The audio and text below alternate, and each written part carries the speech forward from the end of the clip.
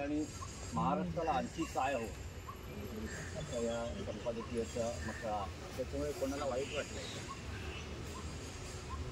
आतापर्यंत महाराष्ट्राच्या भावना याच होत्या की सन्माननीय उद्धव ठाकरे आणि सन्माननीय राज ठाकरे यांनी एकत्र येऊन महाराष्ट्राचं राजकारण आणि राजकारणाची सूत्र हातात घेतली ही आतापर्यंत लोकभावना आहे. मग आता प्रश्न का निर्माण विचारताय तुम्ही, प्रश्न का निर्माण करताय? असं आहे, तसं आहे, तसं आहे. महाराष्ट्राच्या मनात ज्या ही भावना राज ठाकरे आणि माननीय उद्धव ठाकरे या दोघांनी व्यक्त केली. दोघांनीही आपल्या आपल्या भूमिका मांडलेल्या लक्षात घ्या. आणि जेव्हा दोन प्रमुख नेते अशा भूमिका मांडतात तेव्हा त्या आपण गांभीर्याने घेतल्या पाहिजे आणि पुढे जायला पाहिजे. आता काही लोकांना त्याच्याविषयी वेदना होणार, कारण जर उद्धव आणि राज ठाकरे एकत्र झाले किंवा राजकारण एकत्र केलं तर आम्हाला कायमच्या शेतावर जावं लागेल, आम्हाला कायमच्या शेतावर जावं लागेल किंवा आम्हाला कायम समजा दक्ष शाखेत जावं लागेल. कारण महाराष्ट्र हा कायम ठाकरेंवर प्रेम करणारा महाराष्ट्र. महाराष्ट्रानं सातत्यानं बाळासाहेब ठाकरे आणि त्यांच्या कुटुंबावर मनापासून प्रेम केलं, आजही करतो. पिढ्या बदलल्या पण हे प्रेम काही कमी होत नाही. त्यामुळे अनेकांना भीती वाटत असते, त्यातून त्यांच्या काही शेतातून त्यांची मळमळ बाहेर पडत असते, तर त्याकडे आम्ही दुर्लक्ष करतो. आम्ही सकारात्मक दृष्टीने याकडे पाहतो. महाराष्ट्रात काही चांगलं घडावं आणि महाराष्ट्रानं एकत्र येऊन पुरुषाविरुद्ध कायम लढे दिली. विसरू नका, चले जाव आंदोलनाची खिळगी या मुंबईतच पडली, महाराष्ट्रात पडली. आणि त्यामध्ये मराठी कामगार पुढे होते, मराठी माणूस पुढे होता, हे लक्षात विसरू नका. पण राऊत साहेब, तुम्ही जेव्हा म्हणता की उद्धव ठाकरे आणि राज ठाकरेंनीच या विषयावर बोलावं आणि तेच एकमेकांशी बोलतील, अशा वेळेस दुसऱ्या फळीतले नेते मात्र प्रतिक्रिया व्यक्त करतात. आमच्या पक्षामध्ये किंवा शिवसेनेमध्ये अशा प्रकारचं कोणी काहीच वक्तव्य केलं नाही. आता उद्धव ठाकरे असेल, मी असेल, आमचे इतर माझे सहकारी असतील, जबाबदारी तुम्ही मला दाखवा की तुम्ही माननीय उद्धव साहेबांनी घेतलेल्या भूमिकेच्या विरोधात जाऊन नाही. आमच्या भावना फार स्वच्छ आहे आणि आमचं मन निर्मळ आहे या बाबतीत. त्याच्यामुळे आम्ही असं ठरवलेलं आहे, कुणी काही बोलू द्या, कुणी काही बोलू द्या, कोणी किती खाजवत बसू द्या, मागून पुढे भूतकाळात वळायचं नाही. हा फॉर्म्युला आहे. भूतकाळात डोकावायचा नाही. जेव्हा आम्ही ठरवलं आहे माननीय उद्धव साहेबांनी की एक पाऊल पुढे टाकायचं, एक पाऊल पुढे टाकत असताना मागे काय झालं आहे हे दुर्लक्ष होऊन पुढे जायचं. मागे आम्ही काय बोललो, ते काय बोललो, त्यांनी काय टीका केली, त्यांनी काय भूमिका म्हणली, हे विसरायला पाहिजे. याला सकारात्मक दृष्टिकोन. जेव्हा आम्ही काँग्रेस आणि राष्ट्रवादी काँग्रेसबरोबर आघाडी स्थापन केली तेव्हा आम्ही एकमेकावर टीका करत होतो ना, प्रचंड टीका केली आम्ही दोघांनी एकमेकांवर. पण जेव्हा आम्हाला एकत्र यायचं ठरल्यावर ते आम्ही भूतकाळात पाहिलं नाही, आम्ही भविष्याचा विचार केला. 2014 साली भारतीय जनता पक्षानं आमच्याशी युती तोडली. हिंदुत्ववादी पक्ष असताना आम्ही युती तोडली. आम्ही दोघांनी एकमेकांच्या विरुद्ध प्रचंड टीका केली. परत आम्ही एकत्र आलो होतो, आम्ही भूतकाळात पाहिलं. आम्हाला एकत्र यायचं होतं, ठरलं एकत्र येणं गरजेचं आहे. आम्ही एकत्र आलो, आम्ही निवडणुका लढलो, भूतकाळात डोकावलो नाही. उत्तम राजकारण हे भूतकाळात न डोकावण्याचं असतं. अशा जेव्हा आम्ही हात मिळवणी करतो राज्याच्या आणि देशाच्या हितासाठी, किंवा मागे कशाला खाजत बसतो, पुढे बघा ना. आम्ही त्या विचाराचे आहोत आणि माननीय उद्धव ठाकरे शिवसेना पक्ष करून हे सुद्धा भविष्याचा विचार करणारे आहेत, भूतकाळाचा नाही. आम्हाला महाराष्ट्राचे भविष्य घडवायचे, आम्हाला मराठी माणसाचं भविष्य उज्ज्वल करायचं हे ठरलंय ना दोन नेत्यांमध्ये. मग उद्धवजींनी खाली संदेश दिला, आपल्याला सकारात्मक दृष्टिकोन करायचा, आपल्याला भविष्याचा विचार करायचा, त्यामुळे कोणीही या संदर्भात वेगळी भूमिका मांडायची नाही. 4 भिंतीआड आपण बोलू, पण ज्याच्यामुळे हा जो नवीन प्रवाह सुरू होतो तो प्रवाह गढूळ करण्याचं काम आम्ही आमच्याकडून कदापि करणार नाही. तर रामदास कदम म्हणतात की उद्धव ठाकरे कधीच राज ठाकरे पुढे घेऊन जाणार नाही, राज ठाकरे कधीच पुढे घेऊन जाणार नाही. उद्धव ठाकरे यांनी थेट म्हटले की राज ठाकरेंसोबतची माझी वैयक्तिक मला मैत्री बघा, संपली. मी तुम्हाला काय सांगतोय, मी माझ्या पक्षाची भूमिका मांडतो. हे काय म्हणतात, ते काय म्हणतात, त्यांचं काय मत आहे ते त्यांनी मांडा. आम्ही एक भूमिका स्पष्ट घेतली आहे की आमचा दृष्टिकोन सकारात्मक आणि तो सकारात्मक दृष्टिकोन महाराष्ट्र आणि मराठी माणूस यांच्यासाठी. नाही, पण राऊतसाहेब, आज जेव्हा सामना संपादकीय प्रसिद्ध झालं आणि मनसेच्या नेत्यांना काही प्रतिक्रिया विचारण्यात आल्या, त्यावेळेस त्यांचं आजचं म्हणणं असं आहे की राज ठाकरे परदेशात आहेत, ते परदेशातून मुंबईत परतले की तेच या विषयावर बोलले. नक्की. त्यामुळे त्यांनी त्यांच्याकडून कदाचित हा विषय आता बघा, मी सुद्धा तेच म्हणतोय, कोणी कशाकरता का बोलावं. स्वतः राज ठाकरे यांनी आपलं एक अत्यंत महत्त्वाच्या विषयावरचं मत व्यक्त केलं. ते त्या पक्षाचे प्रमुख आहेत. त्यानंतर शिवसेना पक्षप्रमुख उद्धव ठाकरे यांनी त्यांचं मत व्यक्त केल्यावर त्याच्यामध्ये आता इतरांनी बोटं घालण्याची गरज नाही. जेव्हा राज ठाकरे यांनी मत व्यक्त केलं तेव्हा ते नक्की सकारात्मक आहेत ना. नवीन प्रवाह निर्माण करण्यासंदर्भात त्यांच्या मनामध्ये काही विचार पक्के असल्याशिवाय त्यांनी एकत्र काम करण्याची इच्छा व्यक्त केली नसते.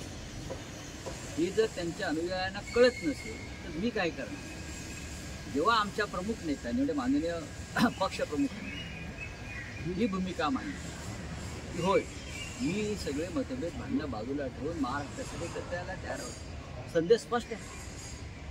आमच्या कार्यकर्त्यांना, शिवसैनिकांना आणि आमच्या सगळ्या हितचिंतकांना पक्षात सांगायची गरजच नाही. पक्षप्रमुख हाचा संदेश खाली गेलेला आहे आमच्या. नाही, पण शिंदे शिवसेनेतले काही नेते म्हणतात 0+0 हा 0च होतो. चुकी आहेत, चुकी आहेत. त्यांचा महाराष्ट्राशी काही संबंध नाही. ते शत्रू आहेत महाराष्ट्र, बरं का. त्यांच्या नशिबी 2 भाऊ एकत्र आल्यावर 0च येणार. त्यांना हे नको आहे. त्यांची गाळण उडाली बघा त्यांच्या. आता बोलत नाही मी, परत ते मला ते कापावं लागेल. पुढे ते कोण बोलतायत ना, नाही त्यांना त्यांचा मेंदू गुडघ्यात पण नाही. त्यांच्या मनामध्ये फक्त द्वेष आणि महाराष्ट्राच्या संदर्भात प्रेम. कोण बोलत आहे त्याची नावं बघा ना, कोण बोलत आहे ते, त्याचा संबंध काय महाराष्ट्राशी, कोण आहेत. यांची एकतर सत्ता उलथून टाकली त्या भीतीतूनही बोल. तर तुम्ही ट्विट केलेलं आहे एक रोबो हवेत उडताना, नक्की काय सांगायचा संदेश देता? तुम्ही त्यातला संदेश काढा. कुठे आग लागली काय काय नक्की तुम्हाला सुचवायचं आहे काय? अहो, तुम्हाला सगळं माहिती आहे. तुम्हाला सगळं माहिती आहे. तुम्ही कोणाच्या बुडाला किती आग लागली आणि आग कशी धो बाहेर पडते, धूर कसा बाहेर पडतो आहे. फक्त माननीय उद्धवजी ठाकरे आणि राजजी ठाकरे यांनी फक्त संकेत दिले तर एवढी आग लागते, नंतर तर स्वतःला जाळूनच घेतले लोक. तर शारदा आणि ज्योतिषपीठाचे शंकराचार्य यांनी पुन्हा एकदा औरंगजेबाच्या कबरीचा मुद्दा उपस्थित केलेला आणि मोदींनी कधी निवृत्ती घ्यावी हे सांगत ठरवे असं मोठं विधान केलेलं आहे. त्यांच्यासाठी एक उत्तर द्यायला निशिकांत दुबे आहेत त्यांच्या.